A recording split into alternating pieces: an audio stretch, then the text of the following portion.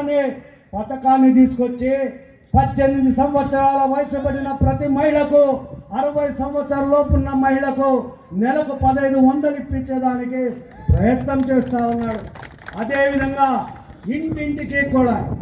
ఇంటింటికి తాగునీటి సమస్య తీర్చడానికి దాంట్లో చంద్రబాబు నాయుడు గారు ఏ విధంగా కష్టపడతా ఉంటే మన కళ్యాణ్ దుర్గం శాసనసభ్యులు అమిలినేని సురేంద్ర బాబు గారు సెంట్రల్ గవర్నమెంట్ మినిస్టర్లతో ఉన్న చరువుతో ప్రతి ఒక్కరూ వెళ్ళి మన ముఖ్యమంత్రి గారికి, డిప్యూటీ సీఎం గారికి అలాగే తెలియజేయాల్సిన బాధ్యత మనందరి పైన ఉంది.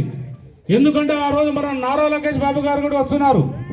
అతను కార్యకర్తల సంక్షేమం గురించి పట్టించుకుంటే ఏకైక నాయకుడు ఎవరైనా ఉన్నారంటే మన నారా లోకేష్ బాబు గారికి తెలియజేయాలి.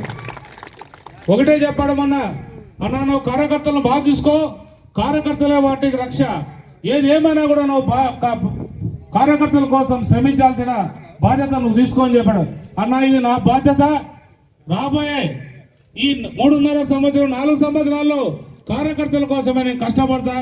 ఖచ్చితంగా శ్రీరాములు గారికి, మరి బ్రహ్మ సంవత్సరం శ్రీరాములు గారికి, శివన్న గారికి, ధనంజయ్ గారికి, చర్బాస్ వలి గారికి, మరియు ముఖ్యంగా మన మహిళా నాయకురాలు మార్కెట్ యార్డ్ చైర్మన్ బాదర్ర గారి కోడలు లక్ష్మీదేవమ్మ గారికి, మరియు ముఖ్యంగా ఈ సభా వేదిక మీద కోసం మన కూటమి ఎవరైతే మనం కూటమిగా ఏర్పడ్డామో ఆ కూటమికి సంబంధించిన మన సౌమ్యుడు అన్ని విధాలు అన్ని రకాలు సహకరించే జనసేన నాయకుడు మన రాజేష్ గారికి, అలాగే బీజేపీ నాయకులు దేవరాజ్ గారికి,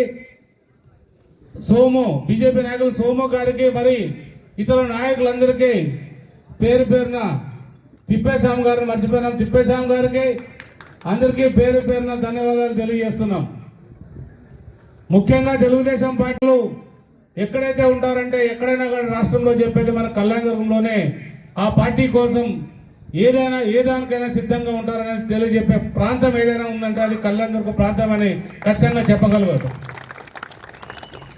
ఇలాంటి ప్రాంతంలో నన్ను మీరు ఎమ్మెల్యేగా ఎన్నుకోవడం, ఆ బాధ్యతలు తీసుకునే రోజు నుంచి నేను మీకోసం కానీ ప్రాంతం కోసం కానీ కళ్యాణదుర్గం ప్రజల కోసం కానీ మనం కష్టపడాల్సిన బాధ్యత ఎంతైనా ఉంది.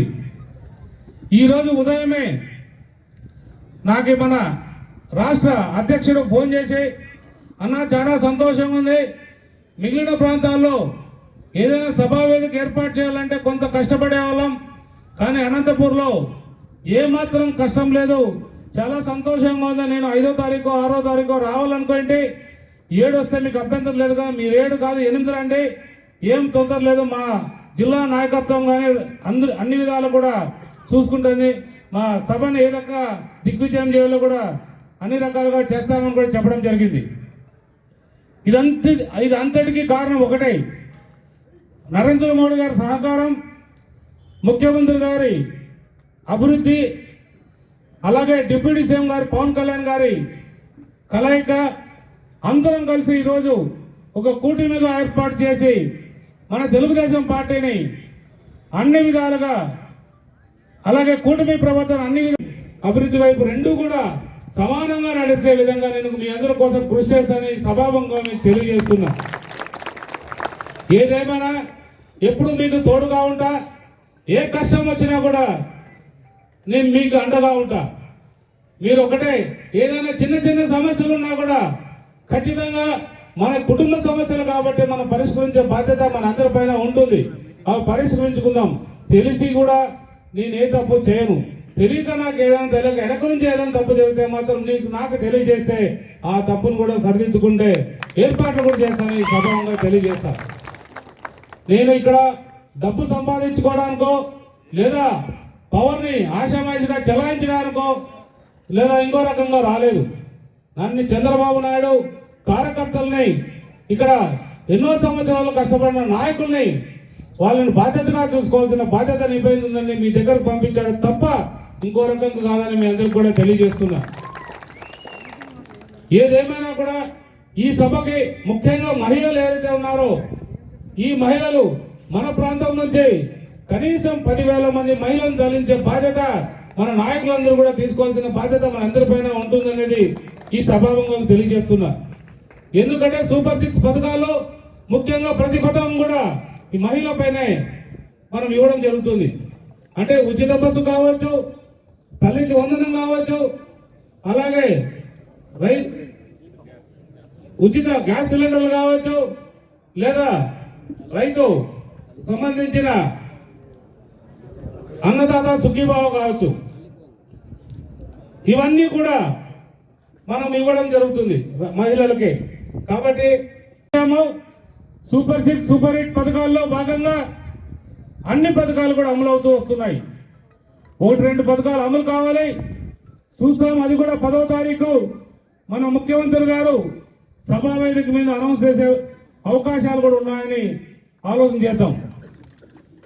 ఏదేమైనా కూడా మన అందరూ కూడా మన వాళ్ళు కూడా చెప్పారు, మన కళ్యాణదుర్గ ప్రాంతానికి 2 సమస్యలు, ముఖ్యమైన సమస్యలు 2 ఉన్నాయి. అదే ఒకటి భైరవనతిప్ప ప్రాజెక్టు సకాలంలో పూర్తి చేసుకోవడం, సకాలంలో పూర్తి చేసుకొని అన్ని విధాలకు కూడా రైతాంగానికి ప్రతి చోట నీళ్ళు ఇవ్వడం. మనం ఏదైతే ఉన్నాయో ఇంతవరకు కూడా మన మెకానికల్ సంబంధించి మోటార్ల వ్యవస్థకు సంబంధించి ఇంతవరకు కూడా ప్రారంభించలేదు. వాళ్ళకు కూడా మొన్న సిఈ ద్వారా ఒక ఫోన్ చేయడం జరిగింది, త్వరలో వచ్చి మీ పనులు ప్రారంభించండి, మీ ప్రారంభానికి కళ్యాణదుర్గ ప్రజలందరూ కూడా ఎదురు చూస్తున్నారు, మీరు పనులు చేయగలిగినప్పుడే మా ప్రాంత ప్రజలందరూ కూడా నీళ్లు వస్తాయి. ఇరకపోవడం, కాళ్ళు ఇరకపోవడం ఇవన్నీ జరుగుతున్నాయి. మనం పూర్తిగా వెనుకబడిన ప్రాంతం, వాళ్ళు ఏదైనా నిజంగా దెబ్బతింటే వాళ్ళ కుటుంబం అంతా కూడా ఇబ్బందులకు గురవుతుంది. అలాంటి ఈ పరిస్థితుల్లో మనం రోడ్లు ఎప్పుడైతే వేసుకోగలుగుతామో వాళ్ళు చేరాల్సిన సమయానికి చేస్తారు, పోవాల్సిన చోటుకు పోతారు, అందరూ ఆరోగ్యంగా కూడా ఉంటారు. అన్ని రకాల కూడా గ్రామాలు ఉన్నాయి. మన 14 నియోజకవర్గాల్లో అత్యంత వెనుకబడిన ప్రాంతం మన ప్రాంతమే. నేను అన్ని ప్రాంతాల్లో కూడా తిరిగాను, ఎంతో కొంత అభివృద్ధి అయినాయి, అన్ని రకాలు కూడా ఉన్నాయి. ఇక్కడ రాయదుర్గం తీసుకుంటే తుంగభద్ర మరి వాళ్ళకి నీళ్లు వస్తున్నాయి, మడకశిర, అందరినేవా, తుంగభద్ర, అందరినేవా నీళ్లు వస్తాయి, హిందూపూర్కి వస్తాయి, ధర్మవరానికి వస్తాయి, ఉరవపేటకి 2 వస్తాయి, మరి పోతే గుంతకాలకు వస్తాయి. అట్లా ప్రతి చోట కదిలి అన్ని చోట్ల వస్తాయి. ఆ నీళ్లు ఇప్పుడు కూడా మన జిల్లా దాటి కూడా వెళ్తున్నాయి. మన జిల్లాలో మన ప్రాంతానికి భైరవనతిప్ప ప్రాజెక్ట్ నీళ్లు తెస్తే, ఎందుకంటే ప్రజలందరూ కూడా తెలుసు, నాకు 1000 కళ్ళతో ఎదురు చూస్తున్నారు. ఆ కళను నిజం